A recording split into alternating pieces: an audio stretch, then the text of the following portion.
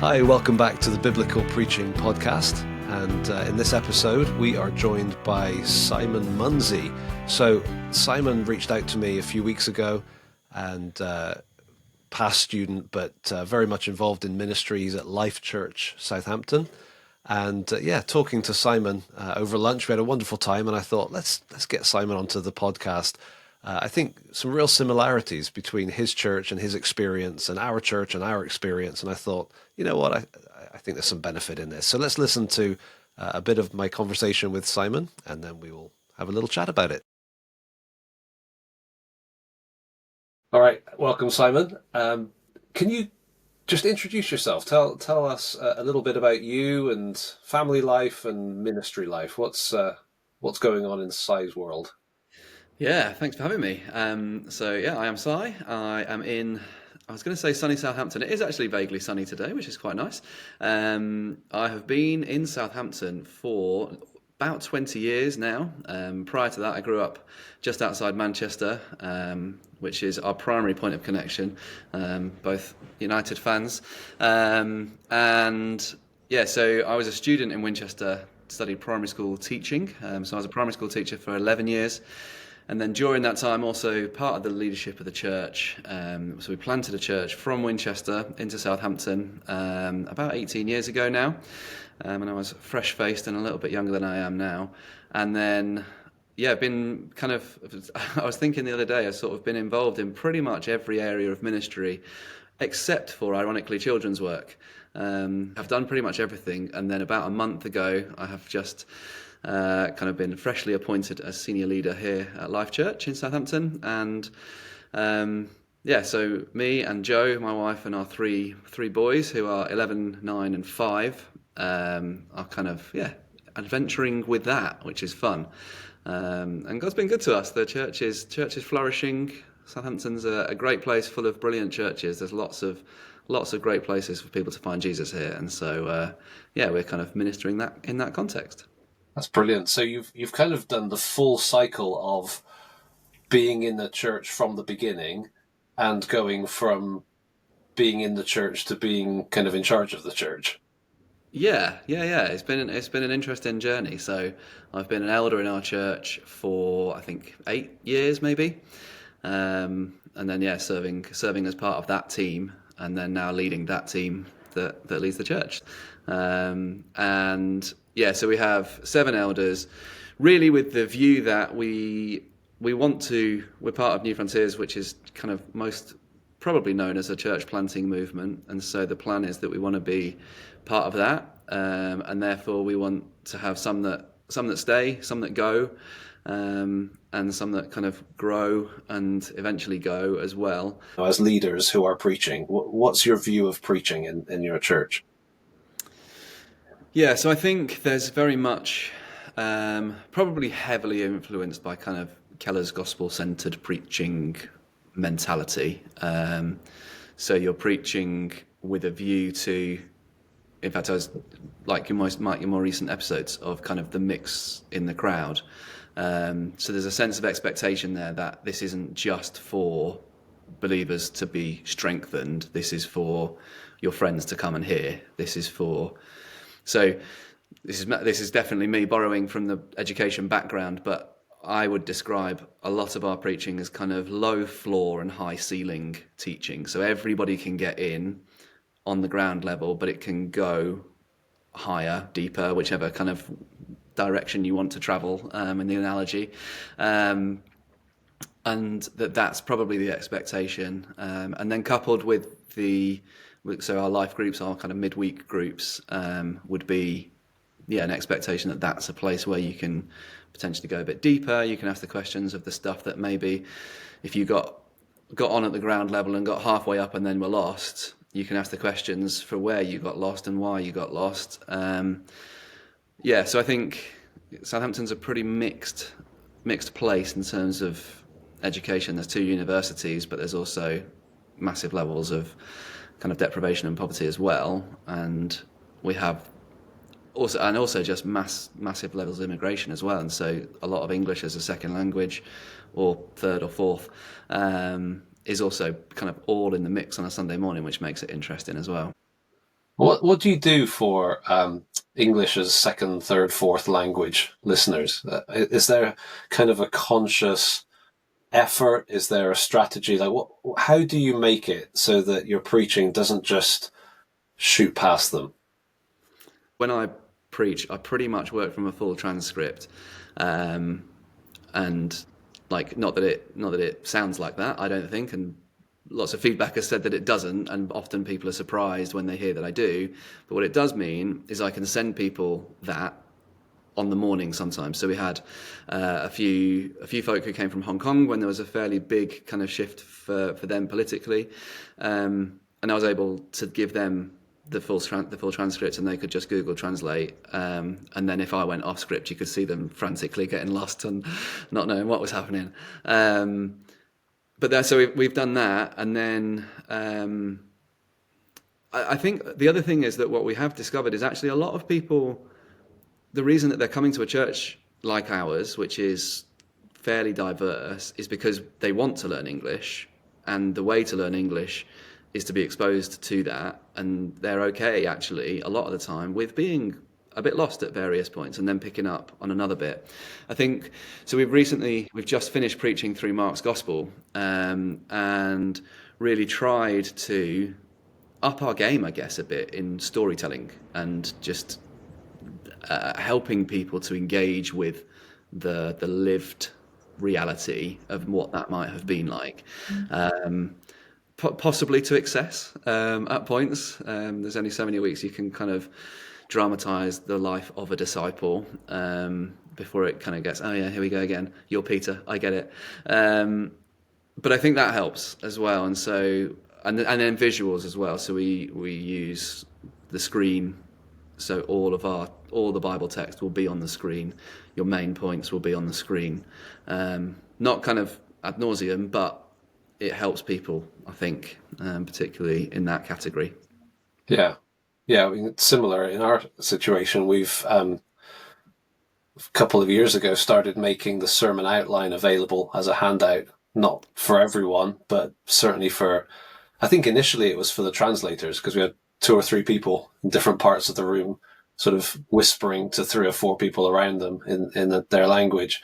And so we did it for them. And then we thought, well, if we're doing it for them, why don't we offer it to others who are listening? And so whether it's English as a second language or I think some people just appreciate being able to follow along with an outline, but it's maybe, I don't know, 20% maximum of the congregation that would take that. And then when we project the Bible on the screen, we tend to have it in, I think, 4 languages. It's just thinking about, what can we do to help people? I think it's important to use the words and to help people understand the words and why the words matter. And so I think, yeah, for a while there was maybe a bit of a, well, just don't use the big words. And I just don't think that helps people. You would never, if certainly like I say, I was a primary school teacher. If kids can understand words like photosynthesis at age 8 or 9, because you're helping them to break it down and understand that photo means light and synthesis means making something out of that light, you can definitely do that with other words. It does, you have to get a bit more creative, I think, but I think it's important so that it doesn't feel like a kind of a 2-tier Christianity where you've got to have done some deep study to start being allowed to use these words. And so, yeah, I don't think it excludes people. I think ultimately, it actually draws everybody in, because you're lowering that floor at certain points and at varying points throughout the message. So it's not that it's a low floor at the start of the message and you just increasingly get higher and higher. You might start here and then go up and then you come back down, and you can get people back in at varying points as you go through, or at least in an ideal world you're trying to, right? Yeah. I think there's just a thought based on what you're saying there. There's a difference between using a big word like propitiation and explaining it, and just using churchy language that carries a whole load of baggage, but some people don't know it. Do you know what I mean? And I think my wife's really good at picking up when I start slipping into churchy language. just sort of Yeah. referring to things vaguely, and probably 80% of the room know exactly what I mean. But for that small number that are new to it, that I'm trying to think of an example, that just referring to Calvary, for example, like what's Calvary? What does that mean?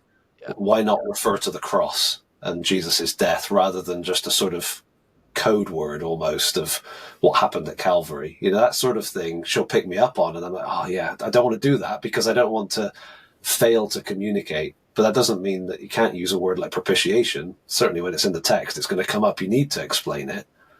So yeah, it's an interesting conundrum, isn't it? Like, okay, let's not dumb down the language, but let's not use language that's familiar to us that doesn't communicate.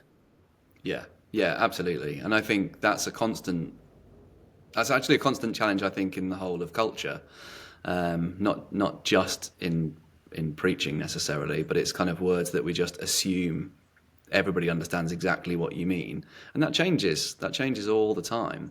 My 5-year-old, it's just fascinating watching him kind of learn language. So he's in the phase at the moment of going, well, technically, and he's using that one right, and that's perfect. And then he called his brother humid the other day. And it's just interesting to see, but you kind of, I think you do have to explore a bit with that as well, and I think that's where then the embodied bit of preaching, where you say something that you just kind of assume, and then you just see it, most people go, what? Or they look at their phone and you can see them Googling whatever the word was that you just used. And I think often when you're sometimes, well, particularly for people like us, right, where you're often reading a book and words, I think it was, I used the word spurious the other day, just casually, and I thought nothing of it. And then someone was just like, what do you mean spurious? What on earth does that even mean? And it's kind of, because that might be language in a book that would, in a commentary that's just obvious in the context of what it is that you're looking at. But most people don't talk like that. And that's not because I have a, significantly better vocabulary than theirs, but it fits the moment. And so I think looking for the reaction as well is a hugely important thing. And in helping others now, thinking about how they're preaching, I've realised how much I just do that, because I'd spent years of that in the classroom, where if you're just being boring and overly verbose, then people just look at you and you lose the whole room in an instant. And then in teaching, you pay for it, whereas church tends to be a little bit more gracious and people keep listening. Or at least looking like they're listening. And I think that's one of the most helpful things, is that aspect of kind of, I don't know, I always call it like show, don't tell. And again, you can tell that's my primary school days coming out again in terms of writing techniques and things. But the idea of just helping people to see what you mean, even if you're using a big word, demonstrating what that means in a relatable way. Yeah, and thinking through what is the vocabulary of the people that I'm preaching to. Yeah. And, so if I'm using something they're not familiar with, explain it, but also just recognize different vocabularies within English. So you mentioned like books, for example. I think that's a common issue for people that have just come out of Bible school, that have just been, in the books and producing work and footnoting and everything. And suddenly, they find themselves in the real world where people don't talk in the same terms. Yeah. So you kind of have to almost sort of release that whole terminology a little bit and say, well, I know how to use it, but it's for when I'm studying, not for when I'm preaching. Yeah, for sure. I mean, so I do a fair bit of stuff with young people in the summer. I help at a festival called New Day, sort of 10,000 young people there, and a lot of those young people are coming from London and the London boroughs, and whenever I've done anything, I get off the kind of stage and my wife's like, who are you? What what is this?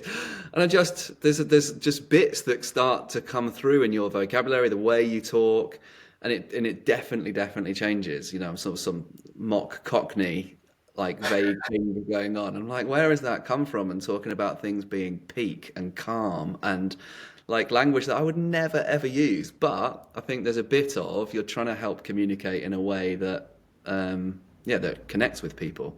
It does kind of make the point, though, that to be a good preacher, you have to be a good listener, right? Yeah, It's not just how well can I study in my, little mini library. It's also how well do I know the people I'm speaking to in order to be able to communicate on their level, whether it's English as a second language or different generation or switching cultures. I think we have to be good listeners, right? absolutely. And I think as well that you're, in a sense, when you're preaching, you're also communicating something of the culture of your church as well.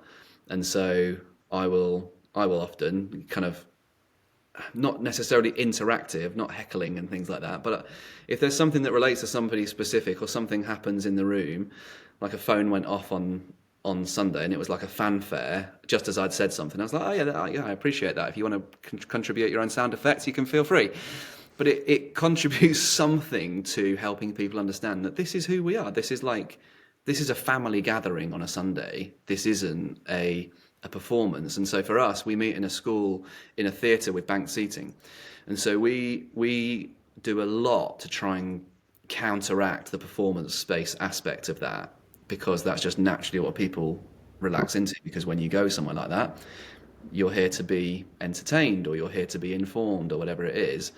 And so I think a lot of it for me is also that. So kind of demonstrating an understanding of specific people's lives or specific people's situations, not kind of, delicate pastoral things, but an awareness of which football team somebody supports, or a new baby that's arrived, or those sorts of things within those moments all communicate something that shows that as a pastor in the church, I am part of this. I'm sheep and under shepherd within this place.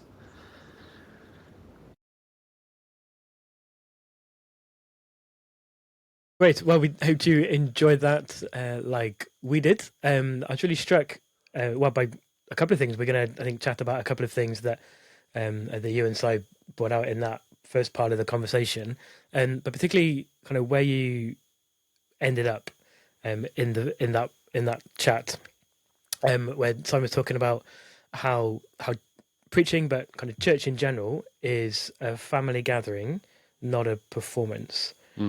And yeah, that's again simple, but really, actually, really helpful to think through. Have you, Peter? How have you found that a challenge? Is it partly a challenge for you personally, or just in leading our church?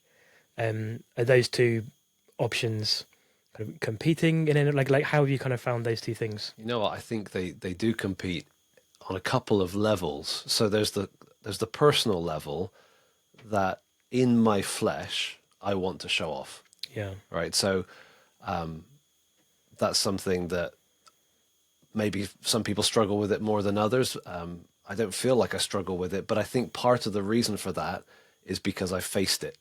I think God brought me to a moment years ago where I realized, whoa, if I'm not careful, I could really just use preaching as a way to show off my knowledge or humor or whatever. And so, yeah, I think, the preacher can struggle with that within themselves, but then there's also the level of the church gathered.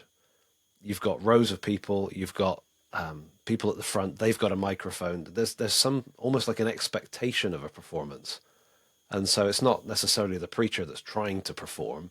Sometimes it's just the dynamic of the room that feels like it needs a performance. And yet, actually, if you can get past that and overcome that and think, no, these are people that I care about, that I'm trying to help, I'm trying to share Jesus with, either to bring them to salvation, or God does that, but, either evangelistically or to help them grow, then it's more that family gathering. This is an opportunity. We're all together. Let me share from the word. Yeah, and that's and family gatherings are, again, by definition, they're different to a performance. With family gatherings, being polished is not really the aim, because you're hopefully in a family gathering where it's healthy. You're in a safe, warm environment where you're loved with people that you love, and churches, as you're describing as well. The I don't need to be polished and perfect. I just need to, in this church sense, I just need to deliver, communicate God's gospel message in the best way I can that's understandable and all of those things. But if I spend the days or weeks leading up to preaching trying to think I've got to be polished and I've got to be profound, then I'll be in trouble very quickly, because profundity is not the aim of preaching. I've noticed people kind of seem to give away that they think they're being profound. Do you know what I mean? Like when someone thinks they're being profound, there's almost like a body language that comes with it, and a tone and a pause. Yeah. And then if it doesn't land like, a devastating, life-changing comment, it always feels awkward. And so, yeah, I tend to think, if you think you're being profound, you're probably not. But there should be some profundity that comes through. Yeah.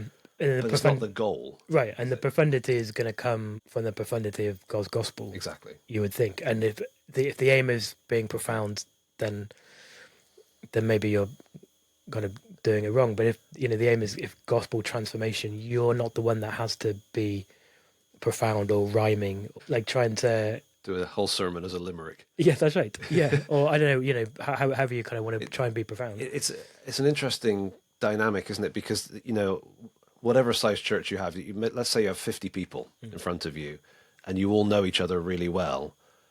There is a familiarity and a mutual love, but at the same time, the guest walking in doesn't want to be on the outside of in jokes and in comments, so there has to be a sensitivity, and that's maybe where, not polish, but where sensitivity comes through. But yeah, I think you're right. It's the danger of performance is that it's twisting the motivation. It's creating a sort of, honestly, it's putting us into something that we're not necessarily very good at. Yeah. Actors are far better at acting than preachers are. Yeah. But what can we do? We can bring God's word faithfully and clearly and lovingly and help people see Jesus and respond to Jesus. As you're saying, just the 50 people in the room, they're the ones in the room for the preaching event. For your delivering your message, you're preaching your message, they're the ones in the room. And I don't think this issue is just a 21st century thing because of TikTok and social media, where it's easy to think, well, I need to preach for clips, for shorts, and so you're trying to think of kind of pithy phrases and things. That is certainly a temptation and a big issue kind of these days. I think this issue has been longer than that, but that's particularly one for now. But even just the slightly broader thing of preach to the people that are in the room, that is fairly countercultural, I think. I think it is, yeah. And I think it's in our psyche. When there's a camera on us, that's a sort of added layer of nervousness. It's hard enough to stand up in front of a group of people. And I think if you've been preaching for a while, you can forget how terrifying that is. But a camera is like an extra level.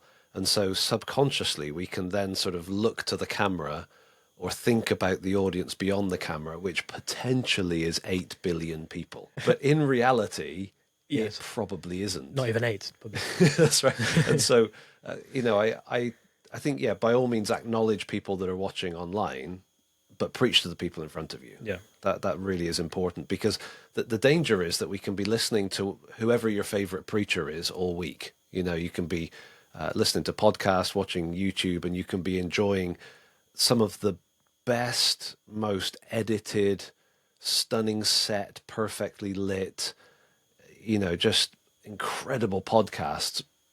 But actually, I'd be interested to see if those people hit that level themselves. Yeah. And I know that the rest of us don't. So it's almost like, I'm playing sport as a hobby and I'm watching the professional game and I'm getting frustrated with my serve in tennis, or I'm getting frustrated with my free kicks in football.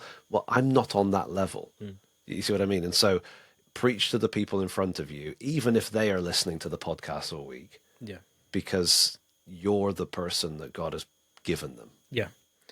Yeah. And one of the other things which I was really struck with in this part of the chat that you and Si were having is just thinking about that, the people in the room, and preaching to them is preach to them in their level and know who they are, know the different types of people that are in the group. So Si mentioned one of our previous episodes, episode 9, when we were talking about the different types of mixed crowds that you have.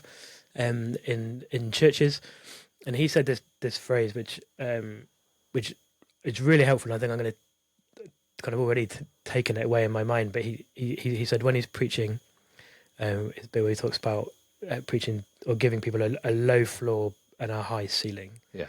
And I'm going to take that image away because I think that's really helpful. But that's partly what you're saying, isn't it? It's with the people, then, don't worry about the 8 billion people in the world that could stumble upon your, stream, if you stream your churches, but preach to the people in the room. Maybe there are people in the church family that are watching or online, and preach to them too. But preach with a low floor, high ceiling, so that everyone that is listening can get in on the message. And yet, it's not just the low floor; it's the high ceiling. You don't want to. If it's just a low floor, you can end up patronizing. Yeah, Coming across like everything's super dumbed down, and no, there needs to be room for people, especially.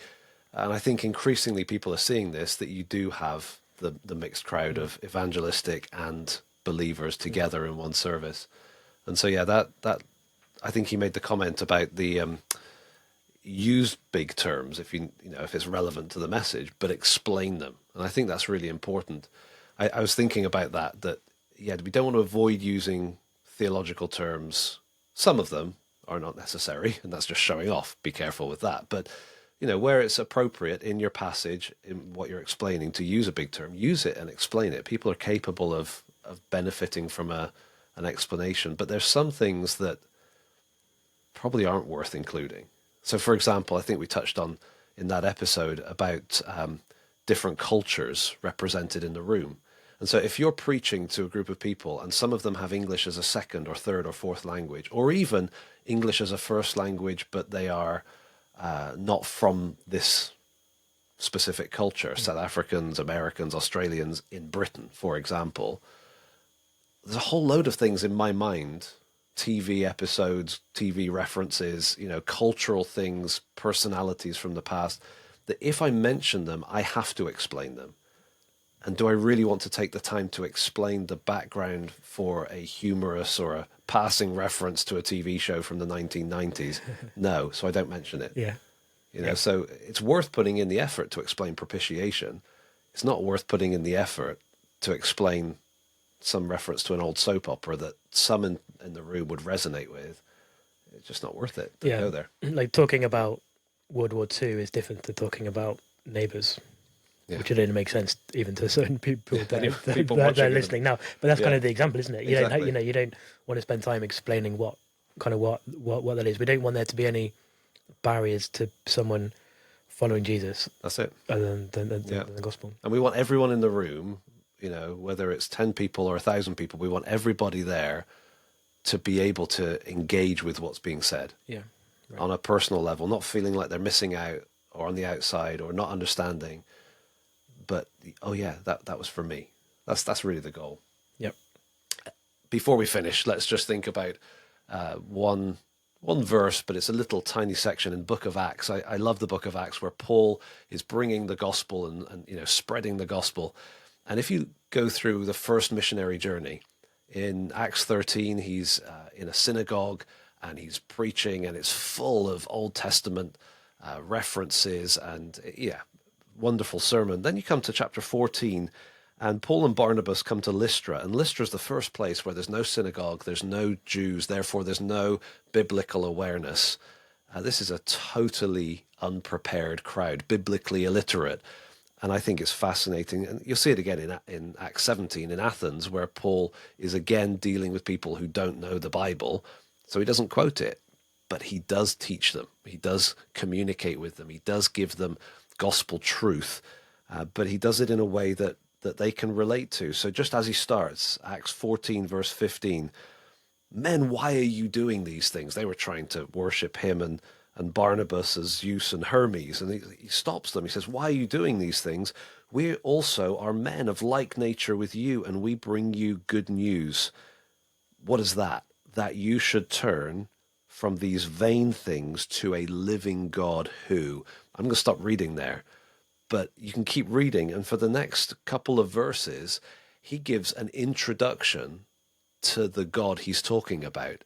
in language that they can understand. I think that's a great example. When we've got a group of people, including those who do not know their Bibles, they do not know anything about God, they haven't got a theological background, we've got to explain it in a way that they can understand. And yet you read the 3 verses of summary that we've got of Paul's preaching in Lystra, you wouldn't say it's patronizing. It's a low floor with a high ceiling that could be, an eternally high ceiling, which of course is the goal. So yeah, Acts 14, well worth a read.